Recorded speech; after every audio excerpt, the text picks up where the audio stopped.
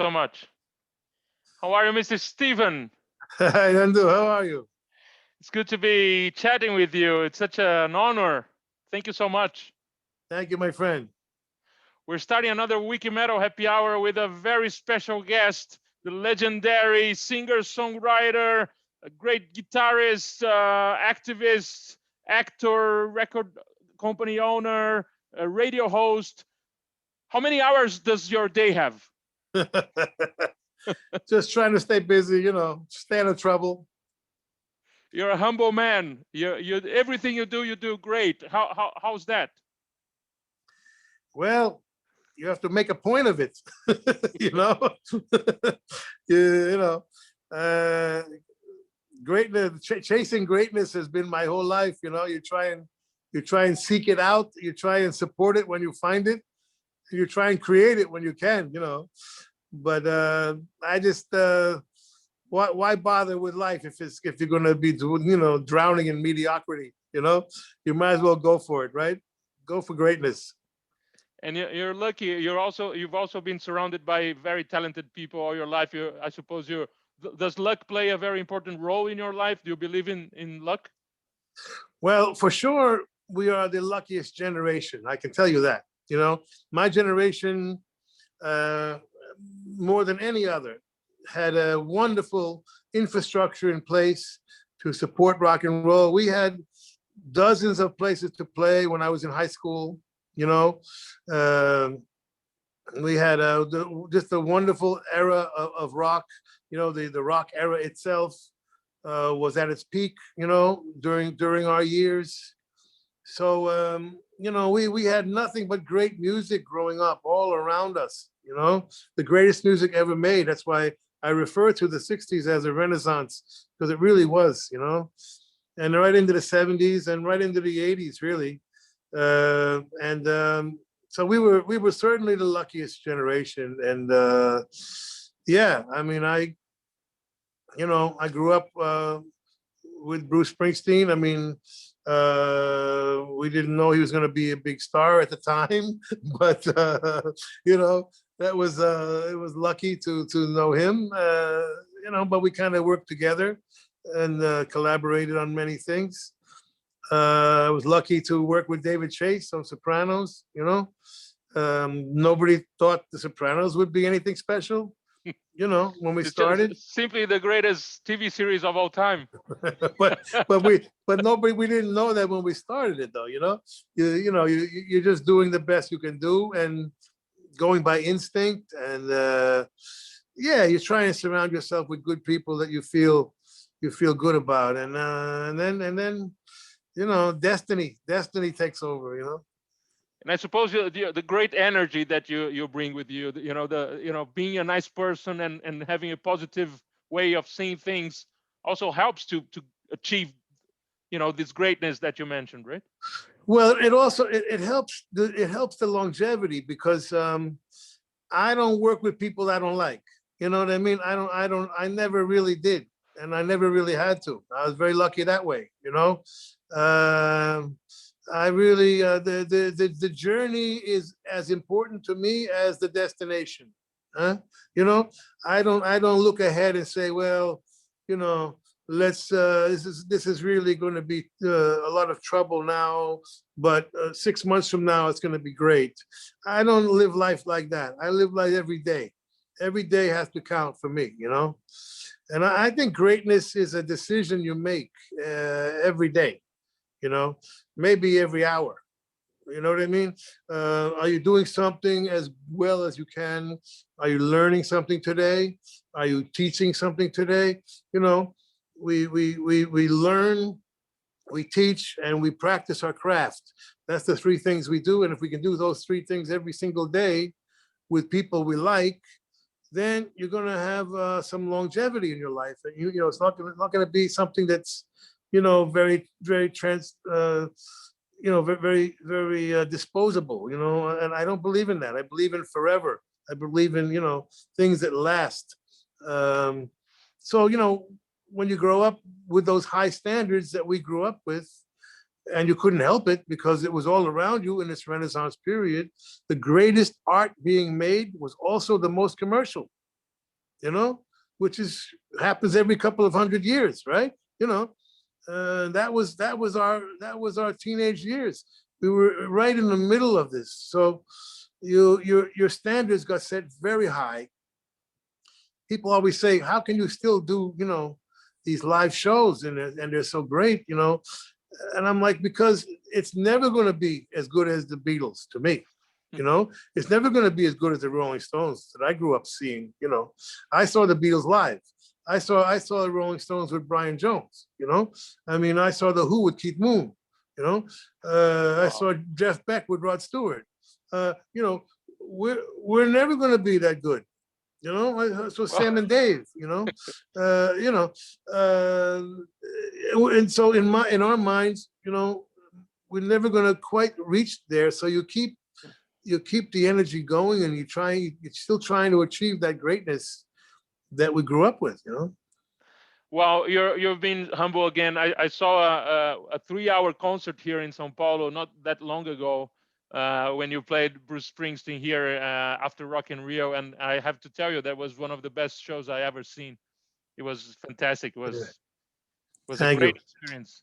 And talking about the re-release, the box set. I mean, I was so lucky. I have to thank you for the 60 tracks of great music I could listen to prepare for this interview, and everything sounds perfect. And it has the Beatles tribute in the end, and you played with Paul McCartney at the Roundhouse. It was amazing.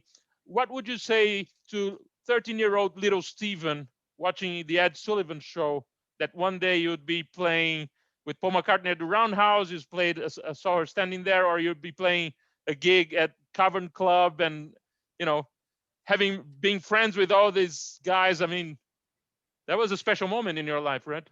Very, very, very. One of the most special. My 13-year-old would not have believed it, obviously. And you still have to sort of say to yourself, am I dreaming? Is this really happening, or what? You can't help it. I mean, when the first album I ever bought was the Beatles, Meet the Beatles, and this one. Suddenly he's on. There you go. And suddenly, I mean, Paul came up with us with the E Street Band in London, which was great. He invited Bruce and me on the stage in New York, which was great. But coming on my stage, endorsing my music and my band, I would not have even dreamed of such a thing as possible, So it's just one of the most wonderful moments of my life. And, it really makes you feel like maybe you're doing the right thing after all, maybe things, maybe what you're doing does have value. Yeah, I have to also mention Bruce Springsteen because he plays an important part in your career. I mean, I suppose this is also a very important moment for you, right? Well, not so much for me, but for Bruce. I mean, I was. It was really the beginning of his breakthrough, and I was very happy for my friend. And then I ended up joining the band for that tour. I wasn't on the album, but that was the beginning of breaking through to the public. It wasn't a big success like people think, but it did get some airplay, and really established Bruce as this incredible new artist. After his first 2 records didn't do very much.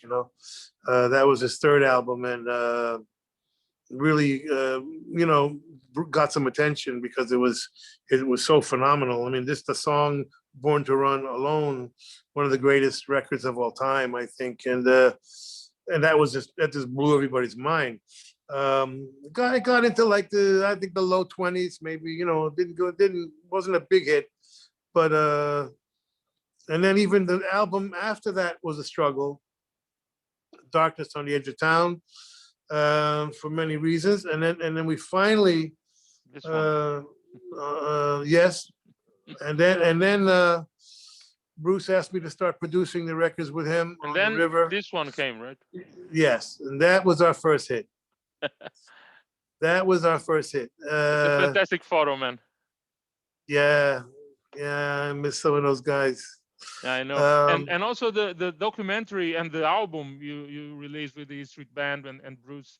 It's a very emotional. I was watching and it's beautiful. It's, you know, this black and white documentary and Oh, I the cried new one. because The new one. it's fantastic. So Yeah, beautiful, man. yeah. We were very very proud of that new album, Letter to You. You know, we did it just in time, just before the quarantine hit, you know, before the virus hit. So we were lucky to get it done because we did it the old school way. You know, we were in one room, no overdubs, everything's live, you know, and you know, Bruce brought in an acoustic guitar, played the song, and then 3 hours later it was finished. The song was finished, you know. Wow. And so we did that just in time, and you know, it's gonna be a great album to play live eventually, which we'll get to eventually, I hope. You know, maybe not this year, but I think by 22 things will be calming down for sure. I hope. Yeah, the beautiful friendship you guys have, it's very inspiring, and the respect you have for each other, it's really it's much more than it's not a music film. It goes beyond that. It's really great. And changing the subject, Steve, you often talk about politics and always show your support. And how does it feel to live in a country where you have a human being running the place? Yeah, it's been the strangest 4 years of my life, and of the world's life, I think. You know, I don't know how we got to that point. Unfortunately, you are still there, you know, and hopefully that will change soon. I hope for your sake. But you know, we just the only thing I can think of is maybe we needed to be that extreme so that finally we wake up. And I hope something positive comes from this massive destruction that this guy caused. I mean, if you would have told me one guy could cause that much destruction in the world, you know, I wouldn't have believed it, honestly, you know, not in the modern world, you know, and wow, you know, incredible, breaking all the treaties and putting walls up, and the racism. And I mean, it was like it was good to be reminded that we do live in a white supremacist nation, and we were founded as a white supremacist nation. And I think it was good to be reminded about that, and time to maybe start making some progress here. You know, I mean, it's been 400 years, okay, you know, since slavery, and we still have a massive amount of racism built into the system, you know. And and the last 4 years, I think, really did show us that mirror.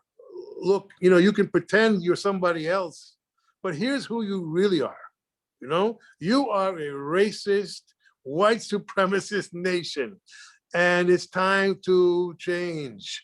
You know, and that's something we're going to have to change in our police force, in our military, you know, in our laws.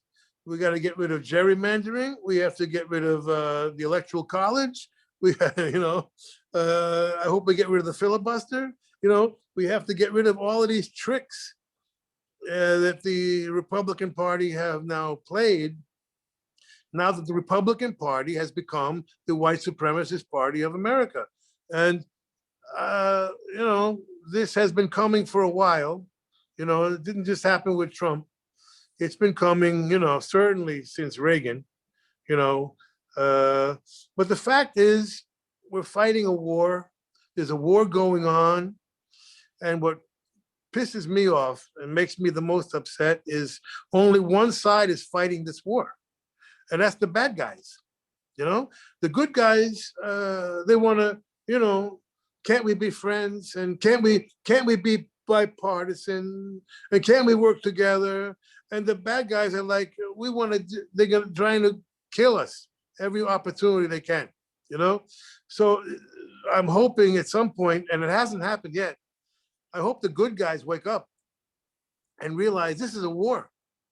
It's a war for freedom, for democracy, for equality, for science, you know?